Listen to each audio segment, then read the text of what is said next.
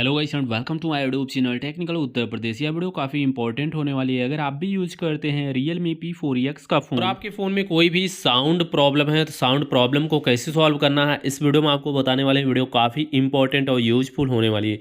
दोस्तों 100% problem sound की solve हो जाएगी। सबसे पहला काम, फ़ोन के सेटिंग्स में आ जाइए। फ़ोन के सेटिंग्स में आने के बाद कुछ ऐसा इंटरफेस आपके स्क्रीन पे शो होता है। अभी यहाँ पे आपको क्या करना है, सबसे ऊपर सर्च बार दिख रहा होगा सेटिंग में, सबसे ऊपर सर्च बार पे आप क्लिक करिए। सर्च बार पे क्लिक करने के बाद यहाँ पे आपको लिखना मोनो, MONO, मोनो लिख के सर्च करना है। मोनो ऑडियो नाम से ऊपर ऑप्शन मिल जाता है।